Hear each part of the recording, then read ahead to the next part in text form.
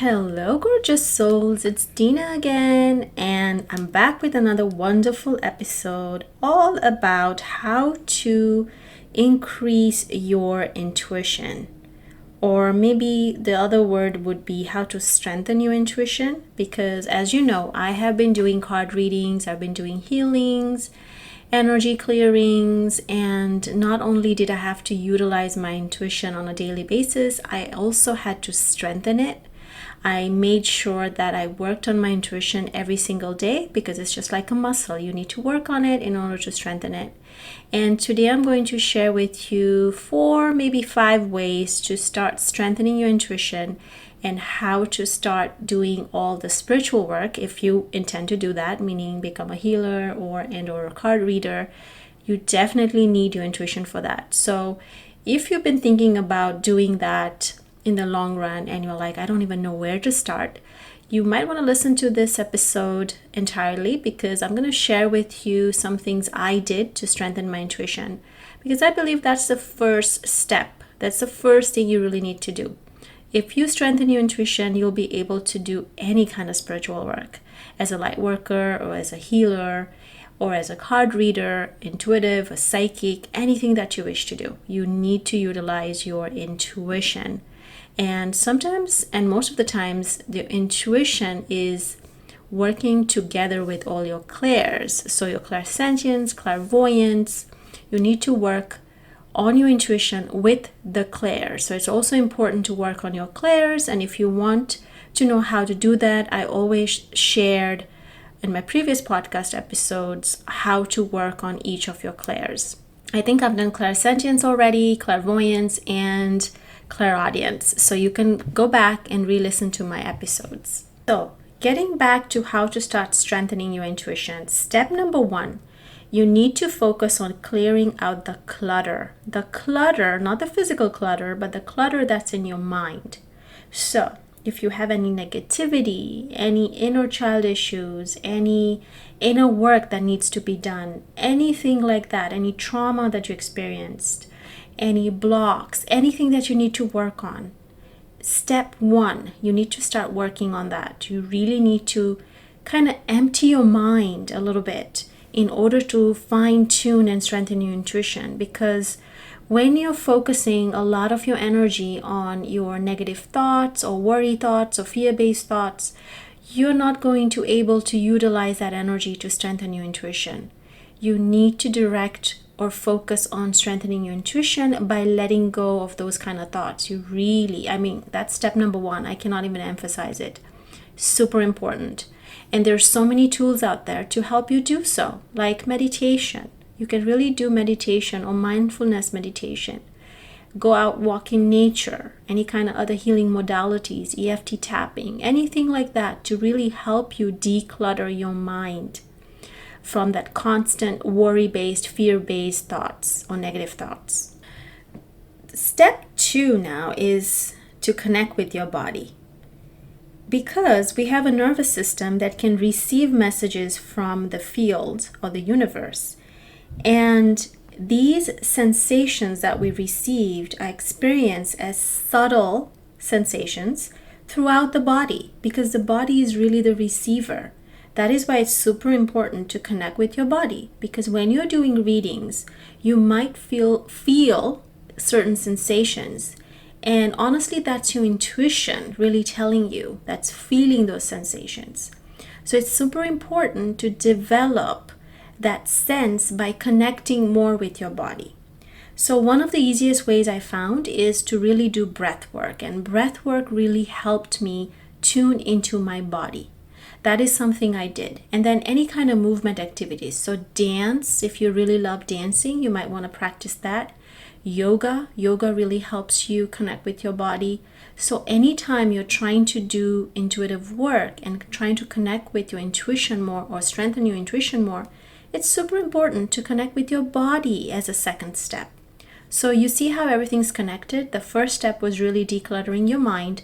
The second step is connecting with your body. So moving right along, the third step is you need to drop any sense of urgency. So when you're trying to develop your intuition, don't start becoming impatient, because I did that. Every time you focus on urgency or become impatient, that why is it not happening? Why can't I do a reading beautifully? Why can't I get messages or receive messages? Why is my intuition so off point? When you start forcing your mind, your body, and your intuition to kind of hurry up and urgently do things, it's not going to work out. You need to be in a place of surrendering. So you really need to detach and surrender and allow your body, your mind, your soul to help you, guide you in strengthening your intuition. Because believe me, when you're more relaxed, more focused on more the pleasant and joyful kind of feelings and thoughts, the simpler it is to really connect to intuition. And you might feel like, no, I need to get work done. I need to work really hard to try and connect with my intuition. But your intuition doesn't focus on the work hard part. Your intuition is it's just something that falls into place. You need to align to. You don't have to force it into happening.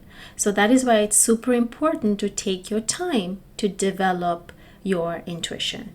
And the fourth step that I wanted to discuss on strengthening your intuition is to really follow it. Because a lot of times your intuition will give you guidance to do, let's say, A, versus your mind or your body will be like, no, do B, or your ego will be, no, do B.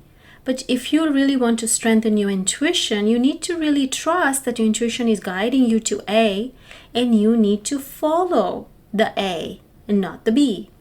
I know in the beginning it's really difficult because you will have a lot of fear and self-doubts, and you'll criticize yourself, or you'll really be in a place of like, do I really do this? Do I don't? Should I follow my intuition? Because my intuition is telling me to do A, but my mom or my dad or my spouse or significant other feel like, or my ego, it's really your ego telling you that B is a better option.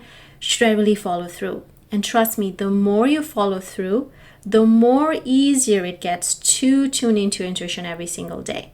You definitely need to have a lot of courage and a lot of faith to follow your intuition into the unknown. Because to be very honest, sometimes it's just the unknown. You don't even know that what you're doing is actually right or wrong, except for the fact that your intuition is telling you to do it, right? And sometimes you become a pioneer in that area because nobody in your family, nobody you ever know in your friend circle has done that before. But your intuition is telling you that you need to do it. So in that case, do you follow your ego? Do you follow experience? Or do you follow intuition, your intuition? And that is why sometimes, and I totally agree, it's very difficult to follow intuition.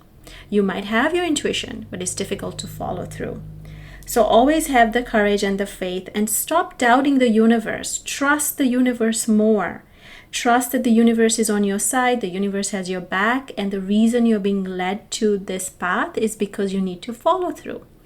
So if you love today's episode and you feel like these 4 points I've mentioned or steps that I've mentioned on how to strengthen your intuition has been very beneficial for you and you're definitely going to follow through, then please do so, and do reach out to me. Leave me a DM on my Instagram page and let me know how you're working on your intuition. How has it been going? Like, are you following these steps? Have you maybe found your own steps?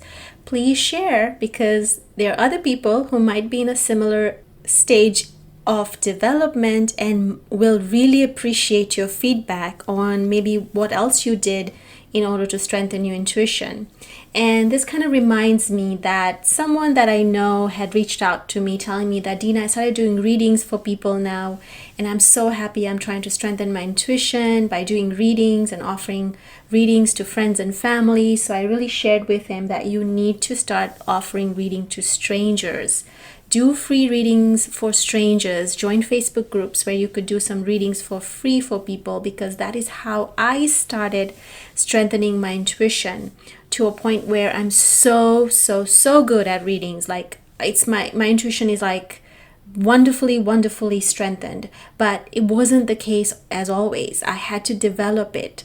And these 4 steps definitely helped me, together with offering free readings to people, not knowing who they are, and just doing a reading on them. And I know that was scary at first, because you always have this fear that what if I'm wrong? What if I'm giving the wrong information? But trust your intuition. Your intuition will always be on point, will always guide you. So I hope this was helpful. Until next time, much love and light. Thank you so much. If you absolutely loved today's episode, I would love for you to connect with me on Instagram at Sacred Heart Nurse, or visit my website, sacredheartnurse.com. I also teach spiritual gift activations in my free Facebook group, so don't forget to check out the link in the episode notes section for this particular episode. I'm looking forward to connecting with all of you. So much love and light. Thank you so much.